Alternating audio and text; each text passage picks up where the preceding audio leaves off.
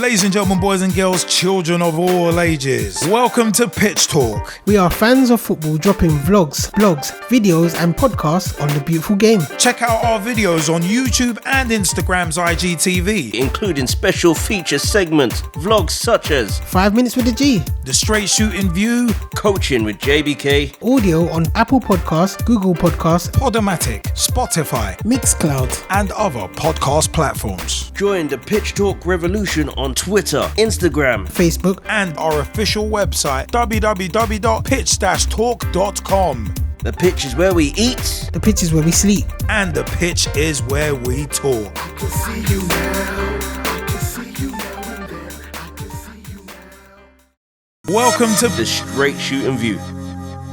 Hey everybody, Straight Shootin LJA here, and welcome to another very special episode of the Straight Shootin View. And we're in the final furlong, no, not Paul Furlong, part of my 4-part review of the 4-part documentary series, FIFA Pitch, the Rise of the Premier League. So you know what? Let's get into episode 4, the final episode, and some final thoughts from yours truly. Now, Arsenal v Man United, I mean, even as a Liverpool supporter, I enjoyed those battles because they were battles. Blood, thunder, at the very top of the league.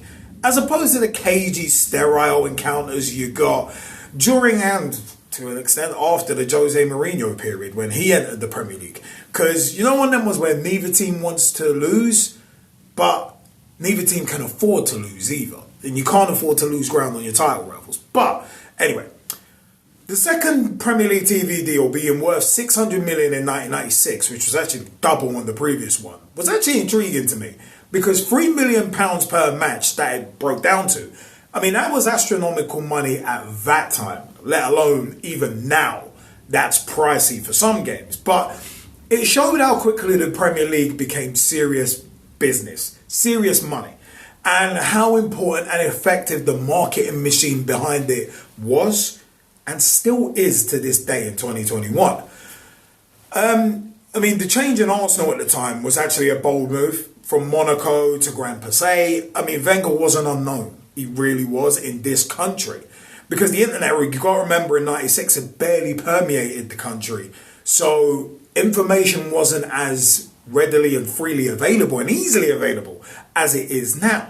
But the muted applause that Wenger got on the clip of him entering the room for his first press conference at Arsenal in 1996, I mean, it was borderline hilarious. It was like, who's that guy?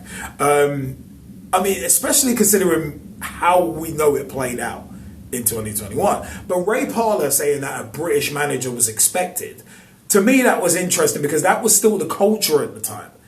And Wenger single-handedly changed that.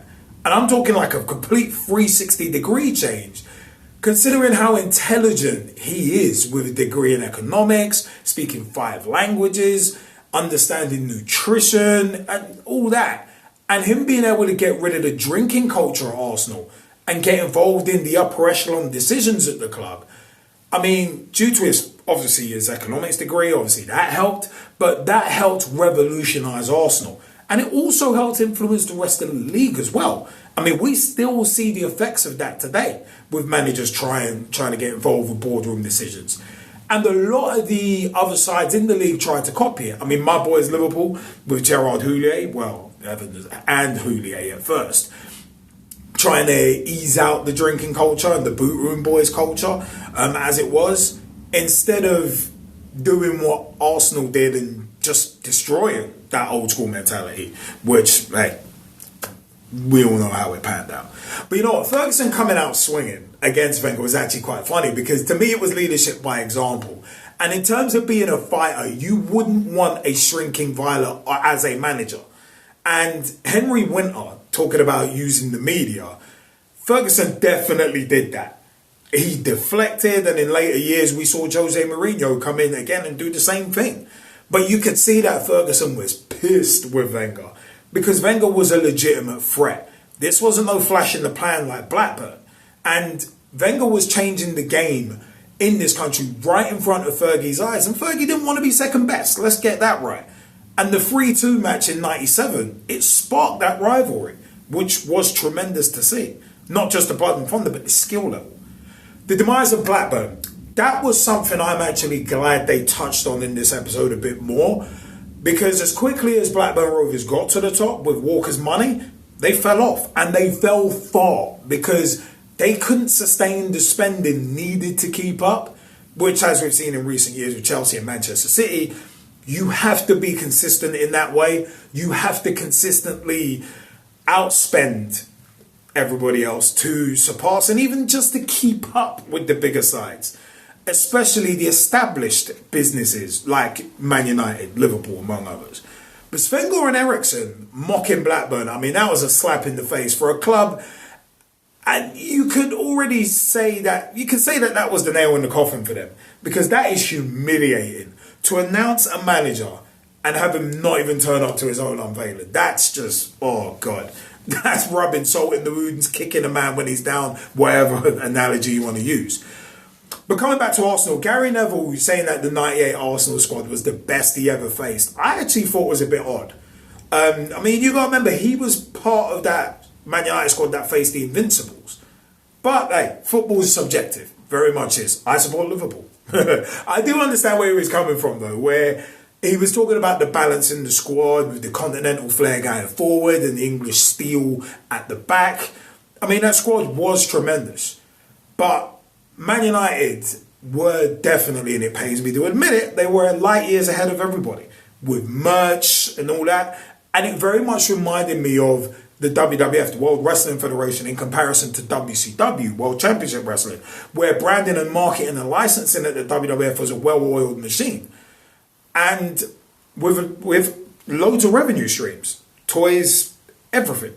I mean, BSkyB, though, trying to buy Man United was the most interesting kind of thing to me and was a precursor and probably would have been protested if it was done now. But it would have been a massive conflict of interest, to say the least, having Sky running the Premier League, basically, and owning Man United. So I was glad at the time when it fell apart, and looking back, even more so. Because when the fans found out about it, it was kind of too late to really do anything. And Murdoch didn't need Man United, contrary to what Andy Walsh said. Because United would have been just another cog in the News Corporation machine, not the other way round. And Andy Walsh's line about not having a corporate carpetbagger coming in and taking over Manchester United was hilariously ironic. Especially when you bear in mind what they had later and still have now with the Glazers. I wonder where Walsh actually was when that was happening. Wonder where he is now. But Jim White was an interesting interviewee in general as a Man United fan. When he was talking about Sky taking football away from the fans, when the team he supports were the biggest advocates of the breakaway league, that caused football to go behind the paywall with Sky. Anyway, but he didn't mention that part. But instead, to me, he kind of sounded a bit silly, saying, he didn't want his club to become, the club that he loves, to become a tool in a worldwide media operation run by Rupert Murdoch. But they ended up becoming nothing but a cash cow, being strip mined by the Glazers. Again, love the irony. Hilarious irony. And by the way, in regards to that, I don't ever want Manchester United to disappear. Just want to say that, because it's not good for the ecosystem. But back to on the pitch. And the United-Arsenal rivalry was gaining some serious steam, but you just couldn't take your eyes off the ownership saga. And as the competition laws mentioned about monopolies and conflicts of interest, with the potential ownership of Man United by Murdoch, as I mentioned earlier, for me, the smart thing that those Man United fans did was lobby other clubs, which may seem self-serving, and it very much was, of course, but there was the bigger message, as I just mentioned, about not wanting Man United to disappear. There was the bigger message of trying to get the other clubs to realise that the same could happen to them. As football becomes bigger as a business, and that's the bigger picture, really. Not project, big picture. But fighting against a titan like BSkyB, it showed that. And the age where they had fans who were shareholders, like infiltrating but separated out into different areas of the room, I mean, that was genius. Because when you're fighting a massive media entity, you can't just go in like a bull in a china shop as a rabble of a few hundred people breaking into stadiums hoping to stop or enforce a change of ownership like United fans did in April 2021, but before the Liverpool Man United match at Old Trafford last season. But you need to be in the meetings officially. You need to be in that system, so you can't be removed or dismissed. You need powerful allies such as those in the media, commercial lawyers, etc., as they can lend their credibility and also their services if it's something they're passionate about, if they're sympathetic to the cause. Because it's one of them ones, I mean, they can either offer it for a fraction of the price or even pro bono if you're lucky. So, and that can really galvanize and make or break a kind of grassroots style campaign where you're trying to get support from the ground up. But again, coming back to Blackburn Rovers, their fall was sad to see at the time. But even more so looking back now, knowing more about behind the scenes of football as I try to, and the financial side, as I've discussed on the Straight Shootin View before, it's sad to see that the local economy would have taken such a hit, because those are always the first businesses to suffer when a big company falls in an area like Blackburn where there's not really much else.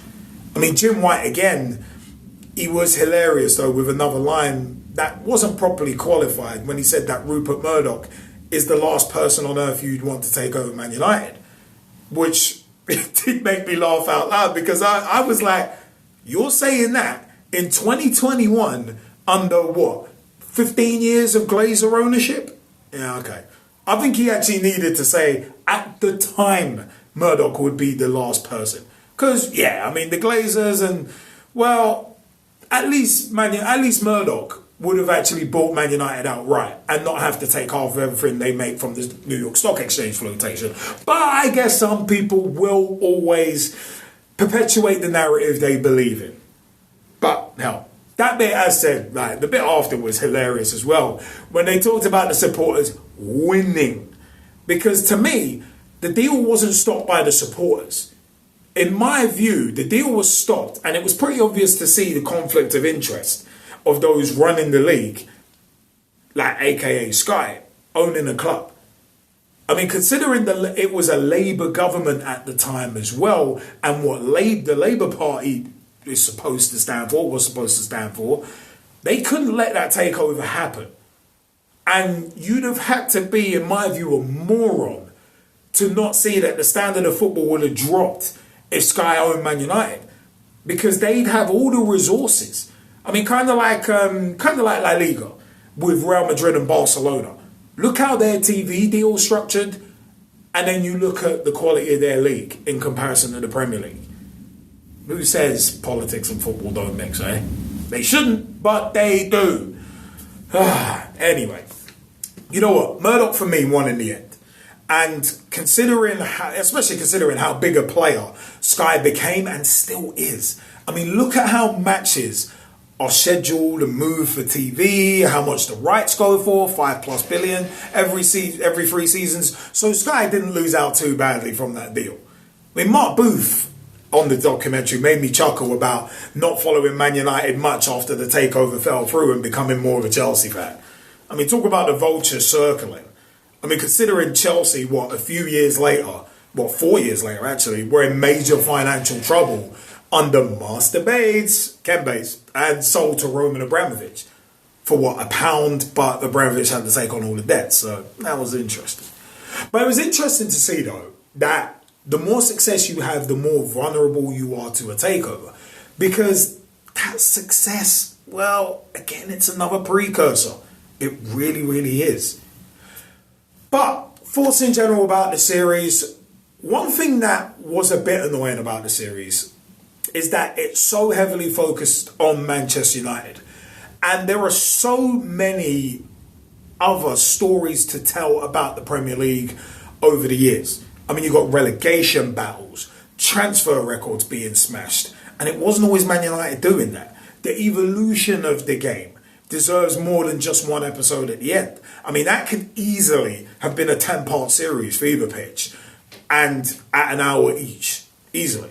I mean, it could have been, I think, more of a deep dive featuring other sides. such as Liverpool, who are barely mentioned throughout.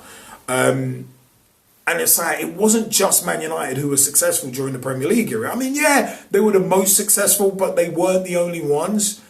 And I said there were so many other areas that weren't focused on that kind of, I think, deserved it, that contributed to the rise of the Premier League as well. I mean, a few examples. Let's dive in. For example, the evolution of the TV deals. The first one being for 5 years from 1992. What about the next cycle? How did it go down from 5 down to 3? How comes the money increased so much? I mean, what about the other clubs expanding their brands as well? I mean, also another example, look at how the England team benefited. Initially, look at the Euro 96 semi-final run. It wasn't just Man United players. I mean, new clubs were coming up and getting a shot at the big time, like Blackpool. There was the great escape by West Brom. I mean, again, coming back to the evolution of the coverage. I mean, for a BBC documentary, they focused purely on Sky's coverage. They didn't even show how Match of the Day evolved and how us fans who couldn't watch stuff behind the paywall, me included, access football through Match of the Day. And I mean, also, that was a national institution on a Saturday night and had been for decades. Also, with merch, there were the Panini football stickers. Who didn't collect them? Look at us as kids. Like, it helped me learn the players' names. It made the players recognizable. I mean, to us as well, we copied what they did on the pitch. From your Boas Rockets to Aspria's celebrations. I mean, look at the impact that had on the youth of the nation at the time. Got, need. Oh, shiny! It's like the evolution of diet and nutrition and sports science. I mean, tactical evolution as well. The rules of the game. I mean, there was so much more fertile ground that wasn't touched on at all, unfortunately, even if it is just focusing on the 90s. All of this stuff, I think, could have been weaved in like the Premier League years, ironically done by Sky. Because for me, the Premier League years was a great snapshot by Sky Sports of each season. Each season of the Premier League in an hour. Really good. But you know what? I don't end on things done well. One thing that was done well, I think, was the reactions. You could see the reactions on guys like, say, Gary Neville, for instance, when he got skinned by Mark Overmars in early 98. I mean, that was some good production. Those little reactions that you see, the close-ups, I like that. I like that stuff. The storytelling overall, I felt was good. But as said, I think it could have had more detail. And 4 episodes to encapsulate the first 8, 9, 10 years of the Premier League, a bit short.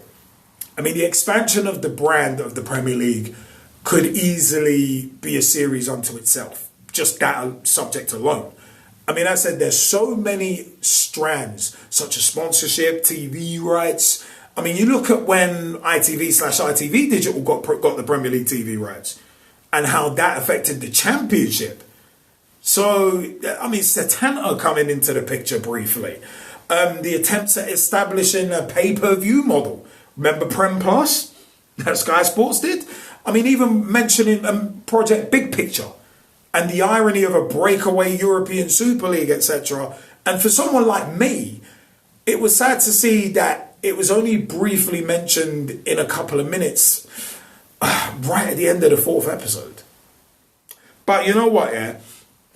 The final words from Michael Crick, who worked at Newsnight at the time, it basically encapsulated what I felt the entire time they talked about, when they were talking about the Man United BSkyB takeover attempt.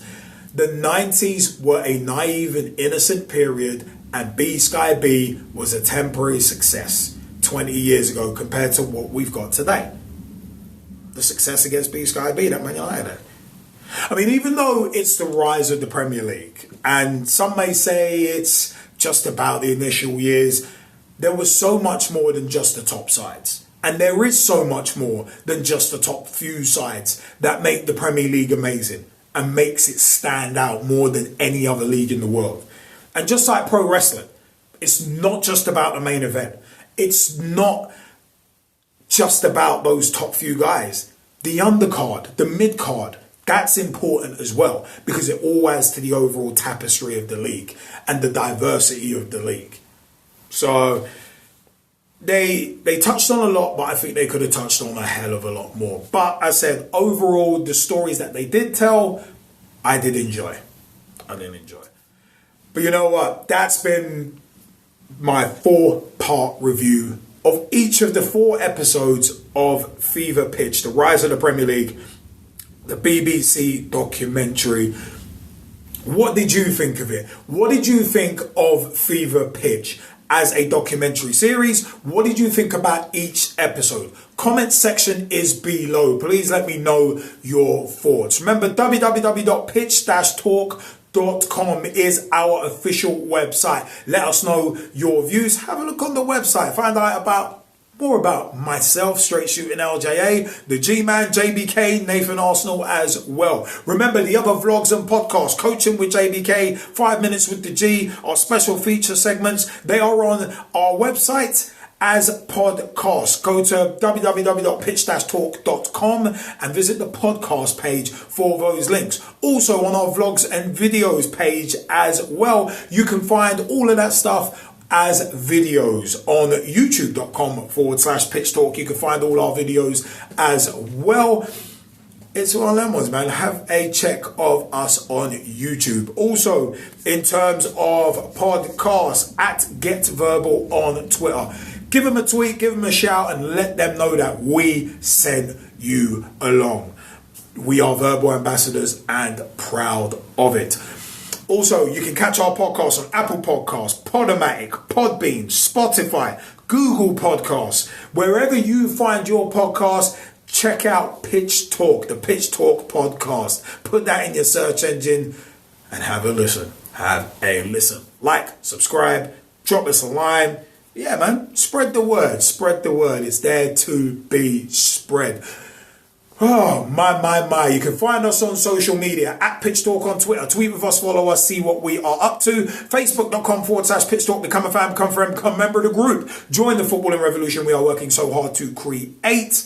Also at Pitch Talk on Instagram for vlog previews, pictures, and much, much more. We put some little short stuff up there every now and then as well.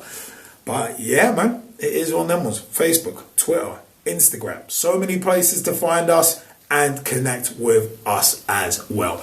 I have been Straight Shootin LJA, and thank you so much for tuning in and listening to my 4-part review of Fever Pitch, the rise of the Premier League, the BBC documentary series.